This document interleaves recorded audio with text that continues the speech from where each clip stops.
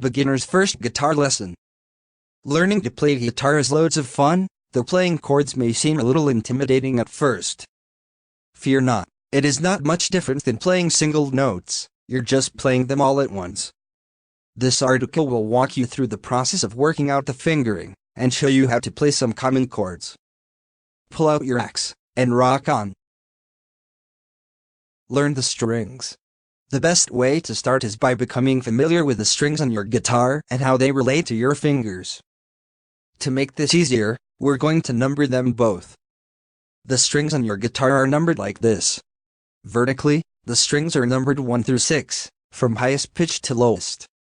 Horizontally, the numbering is based on the fret positions. Note that when the directions say put your first finger on the 3rd fret, that means you actually place your finger between the 2nd and 3rd fret. It's the string itself that needs to be in contact with the 3rd fret. Use this mnemonic to remember which note each string is tuned to, from lowest to highest. Eat all day, get big easy. Number your fingers. Take a look at your left hand, and imagine you have numbers stamped on your fingers.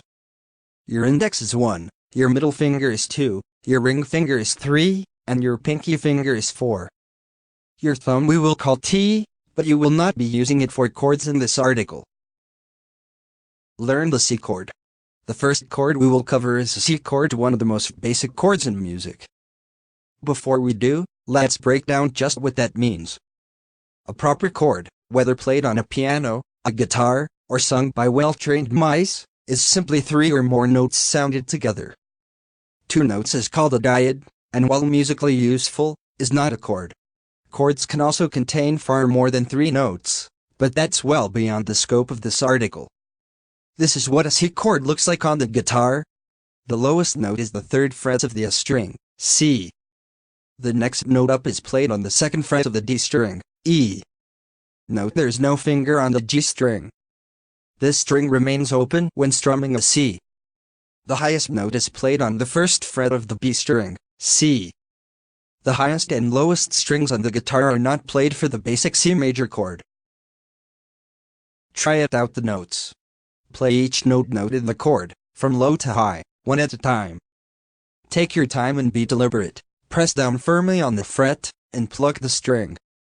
Let the note ring for as long as you can, then move to the next note. Press your 3rd finger onto the 3rd fret of the A string, as indicated above, pluck, and let it ring until it fades out. You just played a C note. Press your 2nd finger onto the 2nd fret of the D string, then do the pluck and ring to play an E. Break time. Simply pluck the open, unfingered G string.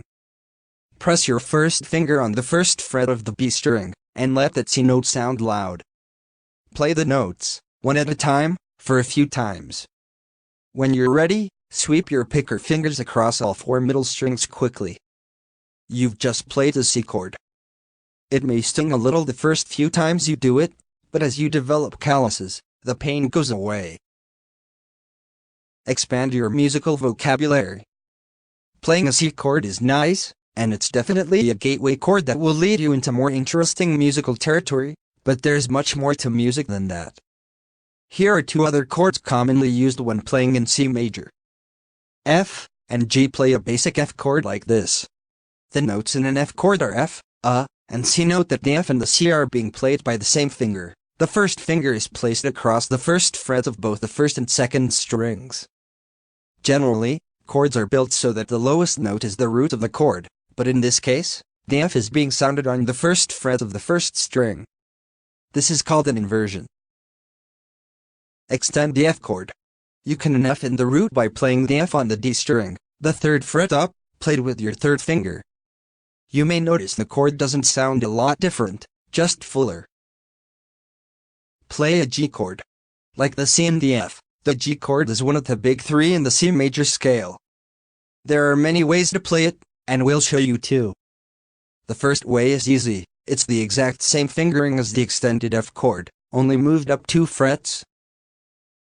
Play the G chord the easy way. Here's a way to play the G chord with only 1 finger. Put it all together. Now that you know the 3 basic chords in the key of C, put them together, and perhaps you'll recognize about a zillion popular songs. Strum C 4 times, followed by F 2 times, then G 2 times, then back to C. Note that after each chord is a Roman numeral. These indicate what position the root note of the chord is on the scale regardless of fingering. Once you know the basic chords in all the keys, it's easier to just show a chart than to have the chord spelled out every time. Practice that until your fingers are tired, then take a break, but come back. We'll also show you the basic chords in E and A. Learn the key of E. There's a lot of rock and roll done in the key of E, and a lot of blues, too. The 3 chords to learn here are E my I, A my IV, and B my V. Here's the E chord. This is one of the easier chords to play, once you have your calluses built up. You can play all the strings at once. Crank up your Marshall stack to 11 with this chord, hit it hard, and you'll feel the beginnings of being a rock hero. Play the A major. This is another big chord, sonically. There are several ways to play this. You can use one finger across the 2nd fret of the B, G, and D strings, playing C #, A, and E, respectively, or any other combination of fingers. For this example, we'll use the 4th finger on the B string, 3rd finger on the G string, and 2nd finger on the D string. As you get better at playing, you will understand that moving quickly from one chord to another sometimes results in odd fingerings that still work. The key is to make the most efficient use of your fingers, and once you kick off the training wheels, don't be afraid to experiment. Play the B major. You can play this one easy, or play this one hard. The easy way is shown with the black numbers. You can add the additional note, shown by the gray number. Try it out. Here's another short strumming pattern to try out in the key of E. Try varying your strumming pattern, too. Don't just stick to the lines on the paper. Learn the key of A. You're already 2/3 of the way there. The key of A consists of A in the 1st position, I, D in the 4th position, IV, and our old powerhouse friend E in the dominant 5th position, V. Here's how to play the D chord. Note the 1st finger across the first 3 strings. This is the beginning of a bar chord. A full bar chord uses one finger across all strings, and is often based on the basic forms shown in this article.